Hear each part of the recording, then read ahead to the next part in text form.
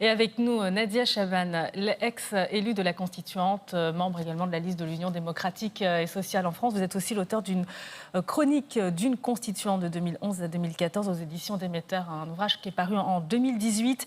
Kais Saïd, vous l'avez rencontré, vous l'avez côtoyé. Qu'est-ce que vous pouvez nous dire sur ce candidat au second tour à la présidentielle, finaliste avec Nabil Karoui? Je l'ai rencontré effectivement dans le cadre du processus constitutionnel, puisqu'on l'avait auditionné à l'Assemblée constituante à ce moment-là, par rapport à la rédaction qui était en train de se faire de la Constitution. Mais autrement, au-delà de ce moment, je ne le connais pas plus. Mais quel regard vous portez sur son projet, sur sa personnalité Est-ce que c'est l'homme de la situation pour la Tunisie? Il est le favori de cette présidentielle, alors que Nabil Karoui est aussi favori, mais c'est vrai qu'il est en détention pour l'instant. Moi, franchement, au niveau des différentes positions entendues jusque-là, je n'arrive pas du tout à cerner son projet ni à le comprendre.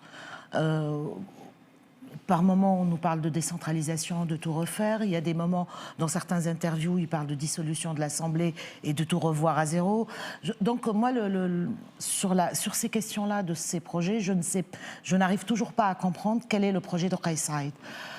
Par contre, sur l'homme, moi, je ne le connais pas de parcours politique ni d'engagement. C'est un constitutionnaliste C'est un assistant de droit qui était à la fac de droit et qui a fait carrière en tant qu'assistant à l'université, dont je n'ai pas vu trace d'écrit ni quoi que ce soit, si vous voulez, au niveau de la...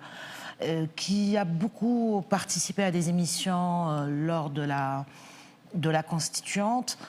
Et autrement, on ne le connaît pas. Politiquement, comment vous expliquez sa proximité, on voit, avec les cititoyens tunisiens? C'est un enseignant, donc il a déjà l'habitude d'être dans la proximité par rapport à ses propres étudiants et il a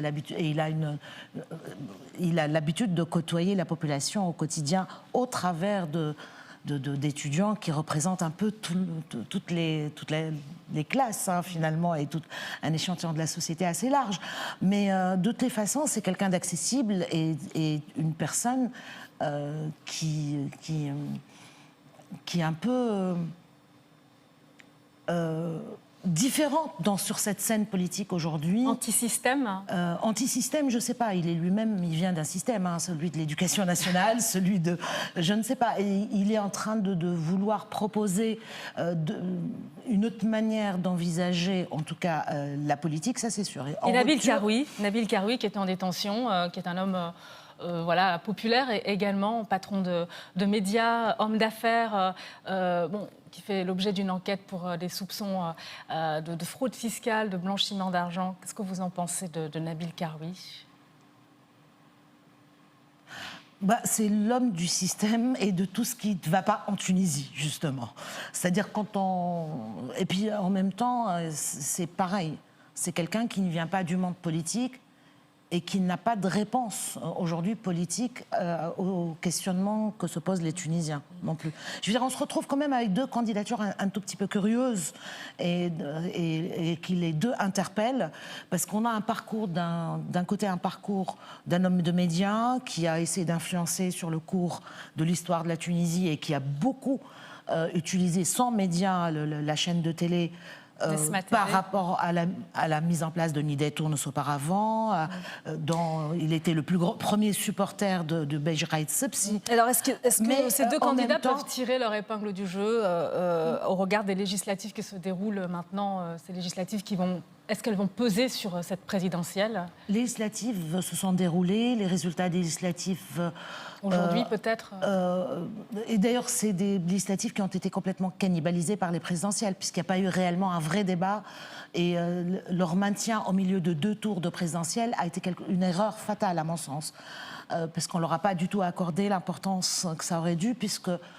les législatives sont plus importantes que les présidentielles dans un régime semi-parlementaire. Mais il se trouve que les votes des législatives ont été influencés aussi par des prises d'opposition par rapport aux présidentielles. C'est-à-dire les gens ont anticipé le deuxième tour et ont voté en fonction de ça. Ça veut dire le parti de Nabil Karoui, Kab Tounes et Ennahda, la mouvance islamiste, donc revendique la victoire. On va voir les résultats. Non, c'est Ennahda qui arrive en tête. Hein. Il y a un écart. On verra les résultats officiels aujourd'hui, d'ici demain. Qu'est-ce qui se joue là finalement? Vous êtes déçu, vous, de cette percée d'Ennahda, ce retour d'Ennahda? Non, elle a perdu des sièges. Même, je veux dire, hier, ils étaient à 55 ou quelque chose comme ça au niveau du nombre de sièges. Donc, ils étaient à 69, ils étaient à 89, je rappelle, en 2011. Elle a perdu du terrain, Ennahda. Elle n'a pas gagné. Donc vous ne craignez pas un retour d'Ennahda Ennahda est au pouvoir depuis 8 ans. Donc, il n'y a pas de retour. Elle y était et elle reste au pouvoir. Sauf que jusqu'à maintenant, elle s'est arrangée pour ne pas avoir à en subir le bilan. C'est-à-dire, elle était au pouvoir. Mais le parti Ennahda a quand même perdu une certaine influence. Il a perdu plus de la moitié de son électorat, en tout cas. Mais il y a plus à droite de Ennahda qui arrive. Il y a un collectif qui a gagné, le Karama, qui a gagné au niveau des législatives plusieurs sièges et qui sont encore plus extrémistes que Ennahda. Et ça vous craignez donc, bien évidemment, parce que là, on s'achemine vers encore réouvrir un débat sur les questions identitaires, sur les questions d'appartenance, sur de la surenchère. Et je vois bien la nature des débats qu'il va y avoir à l'Assemblée. Qui aujourd'hui peut être un bouclier contre cette poussée extrémiste en Tunisie? Nabil Karoui, qui est en détention, Kais Saïd? Moi, je pense que ni l'un ni l'autre n'incarne réellement la poussée contre l'extrémisme. Moi, je pense qu'aujourd'hui, il faut qu'il y ait un sursaut en Tunisie et la société civile doit se ressaisir un tout petit peu, et ainsi que les progressistes du pays, pour reprendre un peu les choses en main et remettre du débat pour tirer vers le haut, parce qu'autrement, on est très mal parti avec les composantes existantes aujourd'hui sur la scène. Et vous créez un blocage institutionnel, juste pour conclure? On s'achemine en tout cas vers une assemblée qui aura du mal à fonctionner parce qu'elle n'a pas de majorité. Il n'y a personne qui ait une majorité. On est à peu près sur 3 coalitions à l'intérieur possibles. Et donc, elle va être très, très fragile. Donc, si dans les 4 mois, ils ne réussissent pas à mettre en place un gouvernement, on s'achemine vers une dissolution.